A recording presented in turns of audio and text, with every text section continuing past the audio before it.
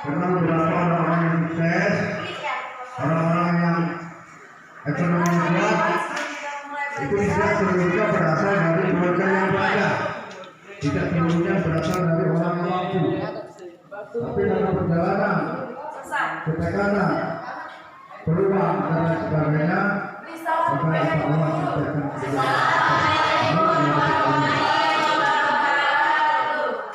kemudian anak-anak yang saya hormati,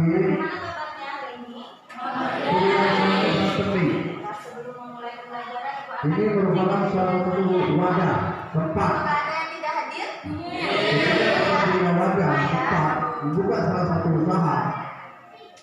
Apalagi di zaman sekarang promosi sangat mudah, bisa melalui media online dan lain sebagainya. Walaupun kita istilahnya membuka usaha di tempat yang jauh, tapi sekarang media sangat luas. Apalagi produk-produk yang tentunya punya nilai yang lucu, punya nilai yang bagus. Insya Allah ini bisa dapat beberapa pengusaha yang muncul dalam seketika karena media online ini, dan ini harus kita manfaatkan media online ini. Dan begitu ada produk hasil kita, dan sekarang bisa kita kita pasarkan keluar melalui media sosial, apalagi sekarang ini untuk pengiriman barang itu bisa melalui media baik JE dan lain sebagainya. Jadi ini peluang, mari bersama-sama kita belajar. Tentu kita cita-cita pendidikan tetap kita betul, agar seadanya peluang ada untuk berusaha, karena itu yang sangat tepat. Karena kalau mau cari duit, cari uang, cari nafkah itu, kalau dari PNS, TNI, Polri itu juga disita oleh negara, cukup untuk makan, untuk pakaian, untuk berhidup. Tapi kalau untuk itu, ya tentu harus ada usaha lain. Ini sebagai salah satu rekomendasi, dan silahkan diingatkan nanti. Sudah banyak orang-orang yang sukses bukan dengan modal uang, bukan hanya dengan modal uang, walaupun dengan modal yang seadanya, tapi dengan tekad kuat, keinginan yang benar-benar akan menjadi orang yang sukses. Bapak Ibu yang saya hormati, selanjutnya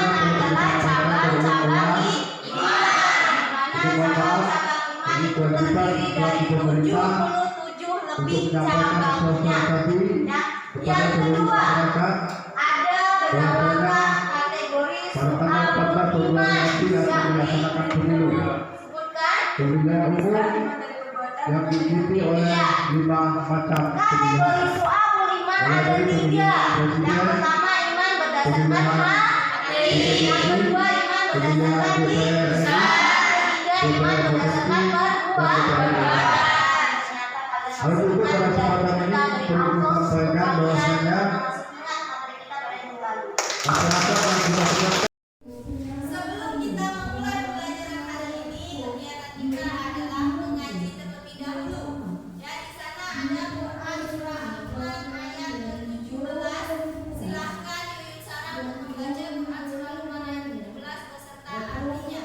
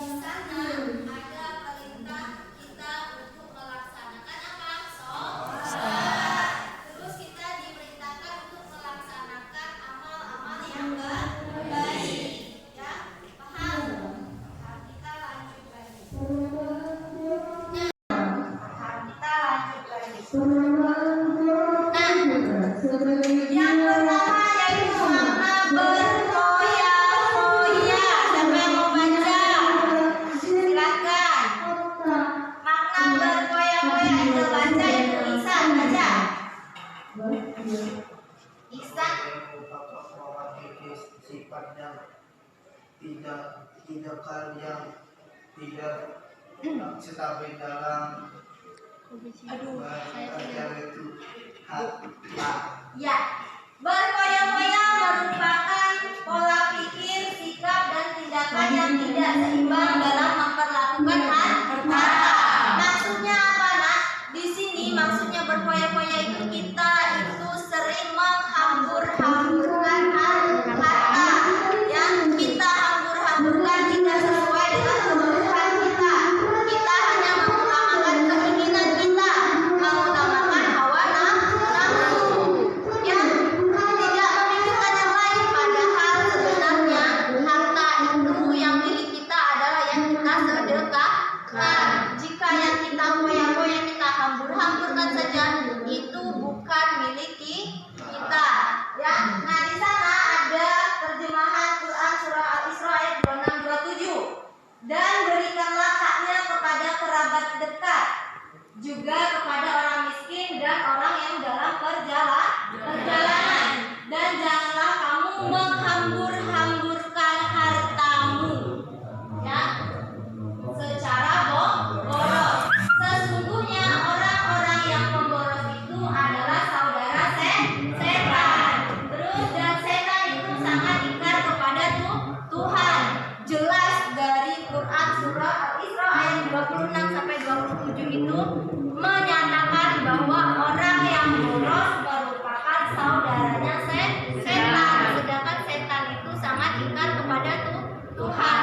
Ya, kita dilarang untuk memiliki sifat boros. Hendaklah kita memberikan sedekah harta kita kepada orang yang membutuhkan. Contohnya siapa tadi? Saudara banyak, bukan hanya saudara saja, ya. Karena apa?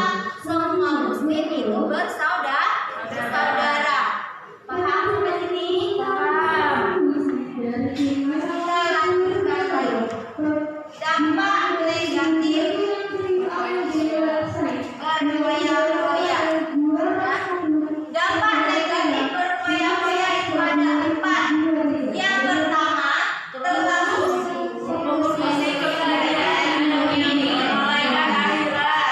iya.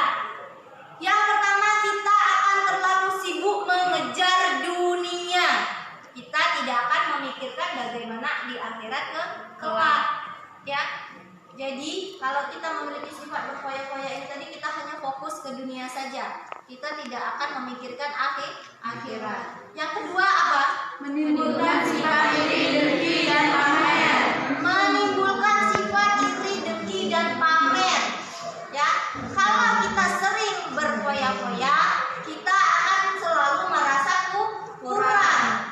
Kita akan iri kepada orang yang lebih dari kita, dan kita cenderung selalu ingin memamerkan apa yang kita punya.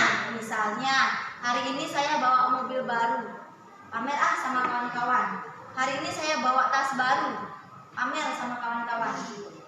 Ingin membuktikan bahwa kita lebih dari kawan-kawan, ya. Padahal itu sifat yang tidak baik. Yang ketiga apa?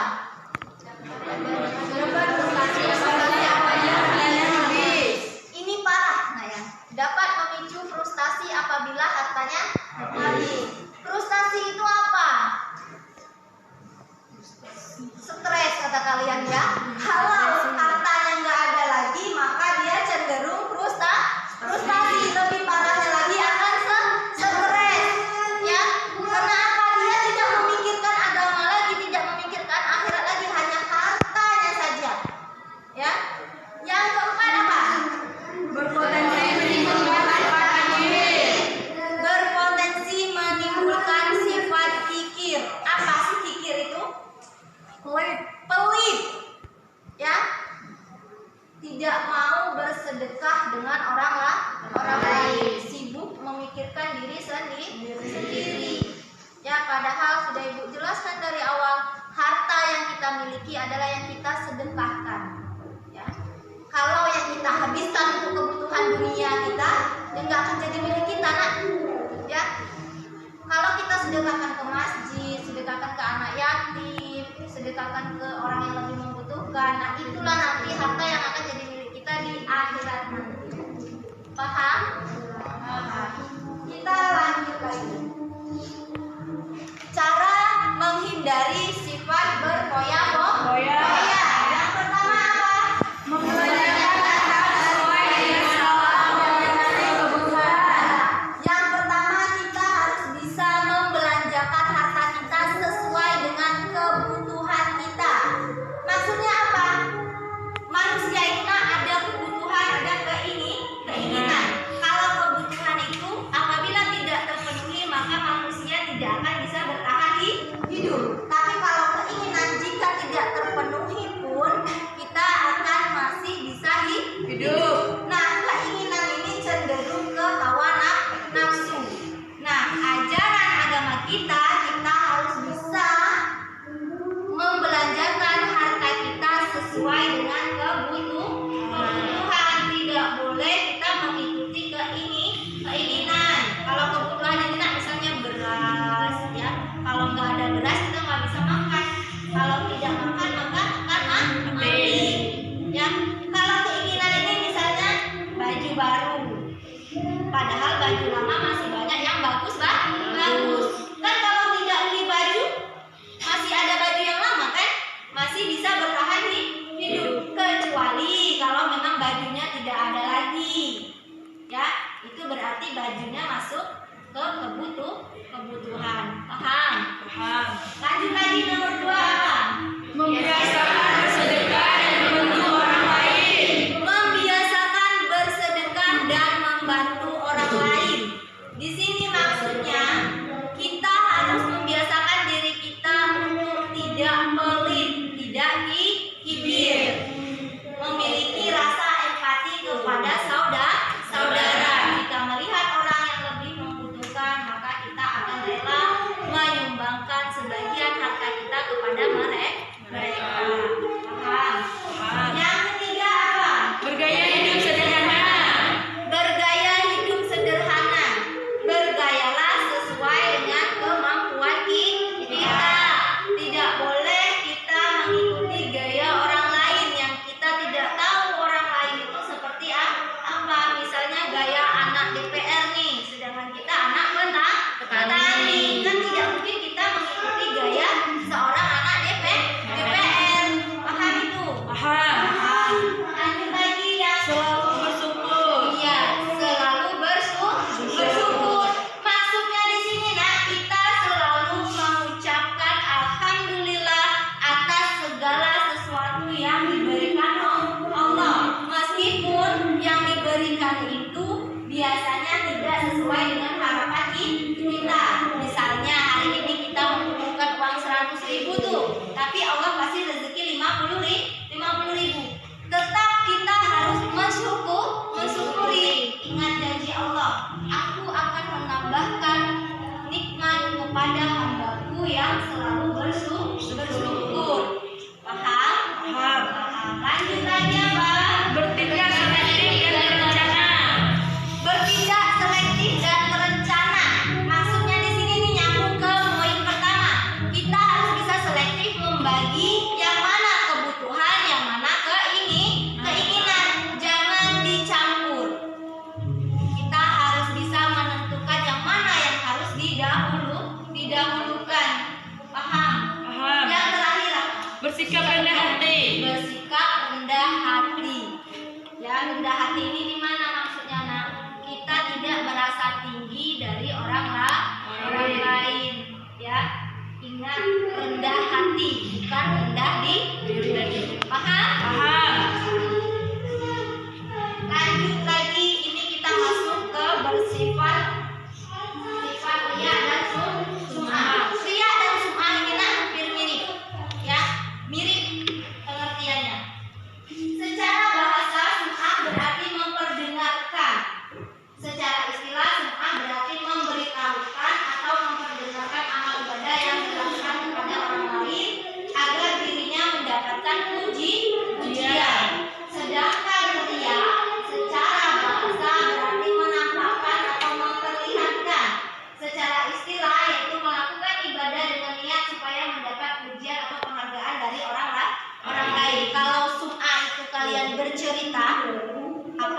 sudah kalian lakukan, ya, sehingga dengan berharap dengan cerita itu kalian akan mendapatkan pujian. Kalau riya itu memperlihatkan, sama sebenarnya pamer, hanya bedanya satu memperdengarkan, satu memperlihatkan, ya. Bisa ya membedakannya ya? Bisa. Di sini ada dalil riya dan sum'ah.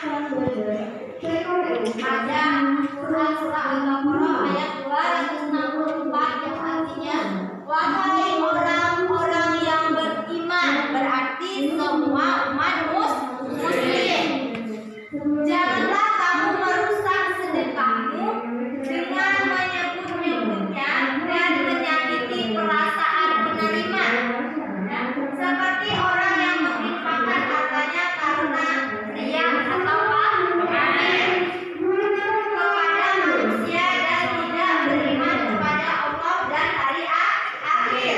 Perumpamaannya orang itu seperti batu yang licin yang di atasnya ada debu, kemudian batu itu ditimpa hujan lebat, maka tinggallah batu itu licin lagi.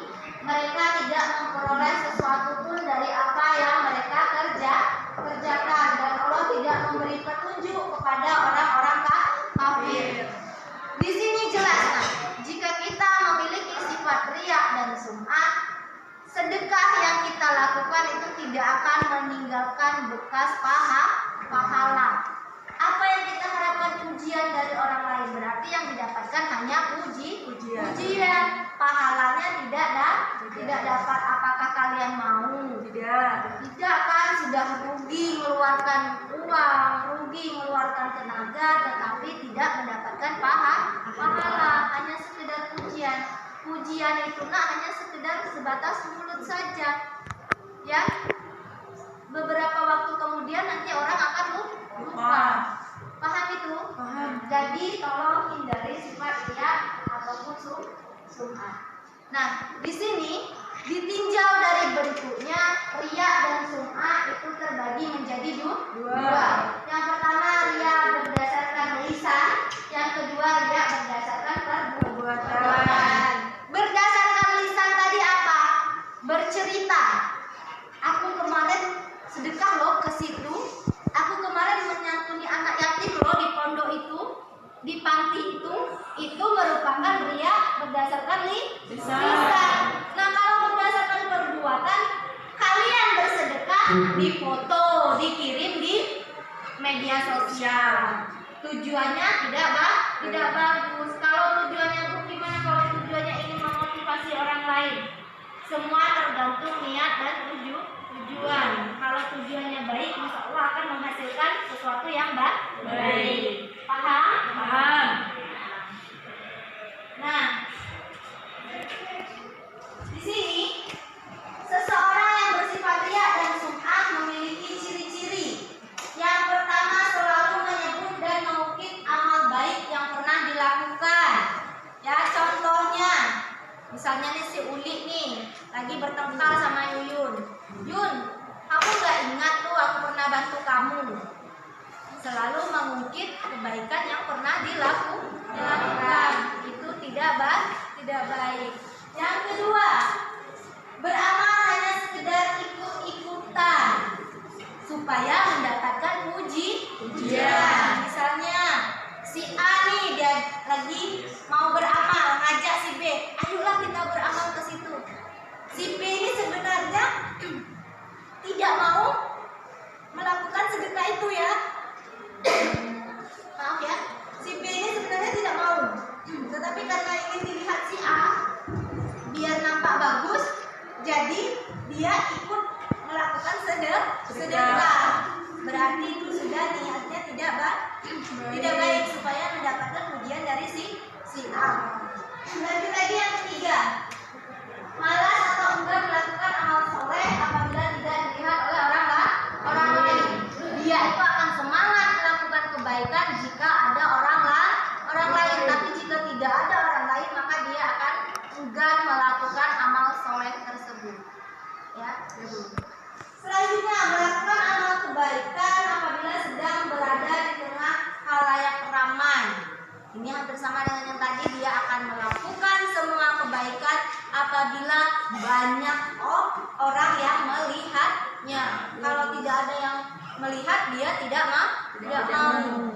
Lanjut lagi, amalannya selalu ingin dilihat dan didengar agar mendapatkan pujian. Setiap dia melakukan sesuatu selalu ingin dilihat dan didengar oleh orang lain biar mendapatkan pujian tadi. Ya, kalau tidak ada orang lain yang melihat dan mendengar, maka dia akan malas. Lanjut lagi, ekspresi amal berbeda karena dilihat orang lain atau tidak. Nah, sering kita lihat di media sosial, ketika ngasih bingkisan di foto, ekspresinya senyum. Tapi setelah nggak difoto, biasanya bisa jadi bingkisan ditarik kembali atau dengan ekspresi yang tidak baik. Ya. Yang terakhir apa? Tampak lebih rajin dan bersemangat dalam beramal saat mendapatkan pujian. Ya, tampak lebih rajin dan bersemangat dalam beramal saat mendapatkan pujian. Jika tidak ada yang memuji, dia tidak akan bersemangat. Lanjut lagi, ini yang terakhir. Dampak negatif dari sifat riya dan sum'ah. Ada 6 dampak. Yang pertama apa? Muncul rasa janggal atas amal yang telah dikerjakan. Ya. Jika kita memiliki sifat riya dan sum'ah, maka kita akan memiliki sifat tidak puas akan amal yang pernah dikerjakan. Karena apa? Dia haus akan pujian. Kalau orang haus itu kan minum terus. Kalau haus pujian, maka dia akan melakukan sesuatu agar mendapatkan pujian tersebut. Ya. Yang kedua apa? Muncul rasa gelisah saat melakukan amal kebaikan. Muncul rasa gelisah saat melakukan amal kebaikan. Maksudnya apa? Dia gelisah kalau tidak dipuji orang lain. Ya. Karena dia selalu mengharapkan pujian itu tadi. Yang ketiga apa? Merusak nilai pahala dari suatu ibadah, bahkan bisa hilang sama sekali. Ini yang sudah Ibu jelaskan tadi. Jika kita melakukan sesuatu itu berdasarkan riya dan sum'ah, yang kita dapatkan itu bukanlah pahala. Hilang semua pahala kita terhadap apa yang kita lakukan. Selanjutnya, Mengurangi kepercayaan dan simpati dari orang lain. Iya, dengan kita memiliki sifat riya dan sum'ah, maka orang akan hilang percaya kepada kita. Mereka tidak percaya bahwa kita benar-benar baik, benar-benar ingin melakukan sedekah itu dengan baik. Selanjutnya, Menyesali apabila amalnya tidak diperhatikan oleh orang lain. menyesali apabila amalnya tidak dilihat oleh orang lain. Dia akan merasa menyesal karena tujuan utamanya tidak tercapai. Selanjutnya yang terakhir, Meninggalkan sentimen pribadi dari orang lain karena adanya perasaan iri dan dengki. menimbulkan sentimen dari pribadi orang lain. Karena apa? Kita kan memiliki sifat riya dan sum'ah, selalu pamer. Pasti ada orang yang tidak suka terhadap sifat kita yang sering pamer. Sampai sini paham? Kita akan duduk sesuai kelompok masing-masing. Pada awal pembelajaran, sebelum pembelajaran dibuka tadi, Ibu sudah membagikan kalian sebuah analisis di mana itu melihat keterampilan kalian masing-masing. Ternyata di dalam kelas ini ada 3 keterampilan. Ibu akan mengelompokkan, kalian sudah duduk sesuai kelompoknya. Di sini adalah keterampilan berbicara, ya. Sedangkan yang di tengah adalah keterampilan menggambar, dan 2 di sebelah kanan itu keterampilan menulis. Tugas kalian nanti yang keterampilan berbicara, silakan kalian tulis contoh-contoh sifat berpoya-poya dan riya serta sum'ah. Terus nanti kalian sampaikan dengan lisan, ya, karena kalian memiliki keterampilan berbicara. Nah, kelompok menggambar, silakan kalian tulis contoh berpoya-poya, ya, tapi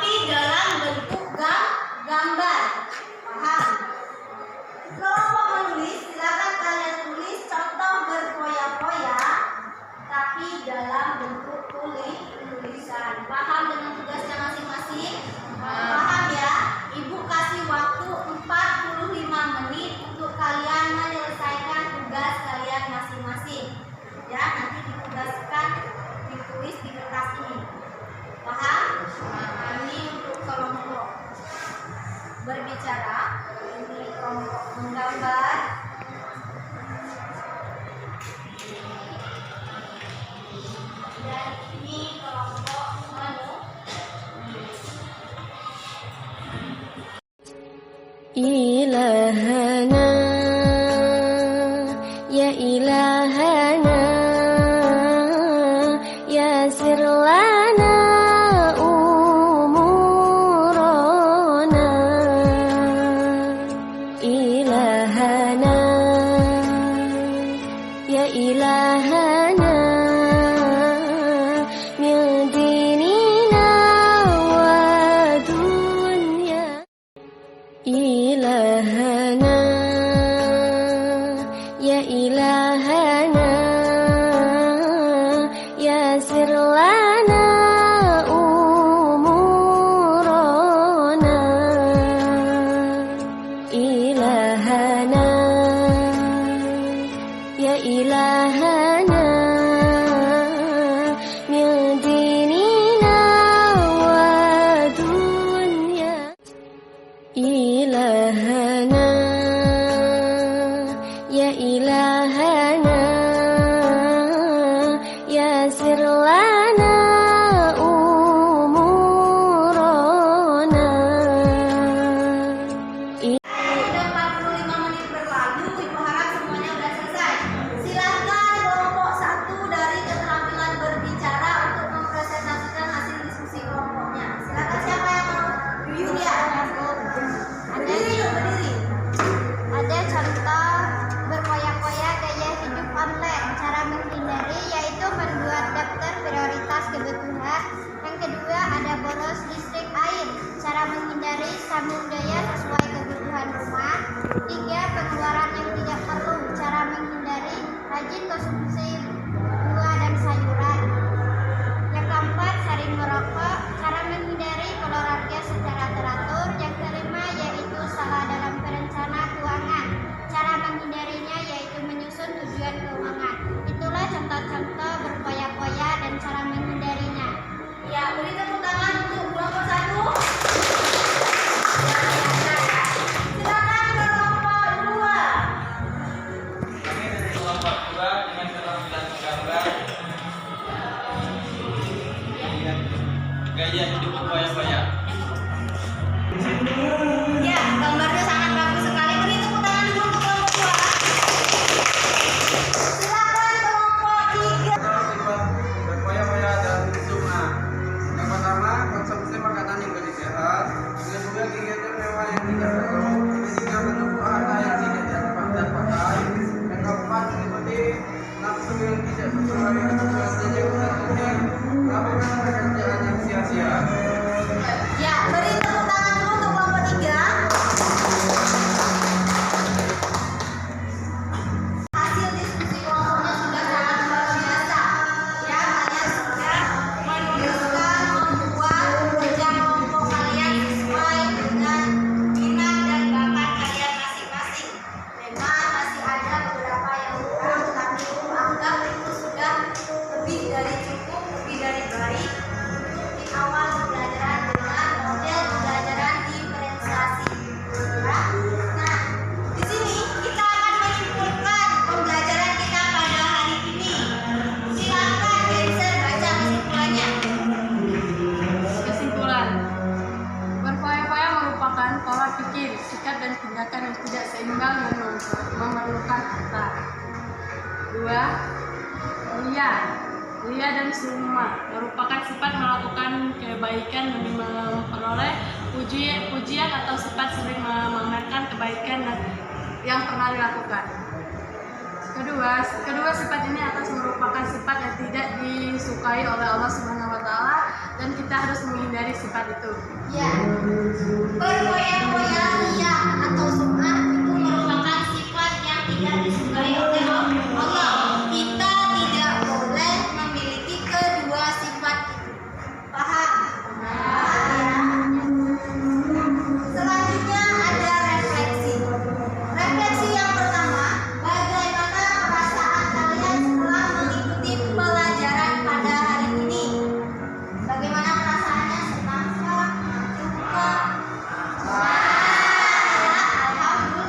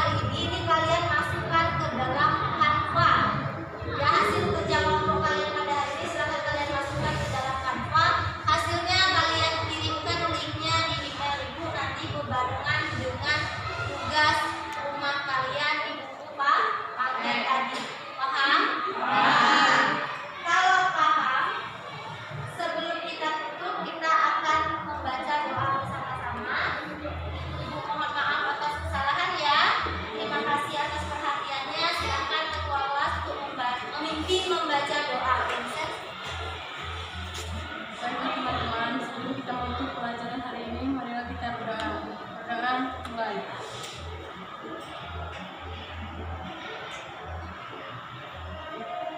Berdoa selesai. Ucap salam kepada guru. Wassalamualaikum warahmatullahi wabarakatuh. Waalaikumsalam warahmatullahi wabarakatuh. إلهنا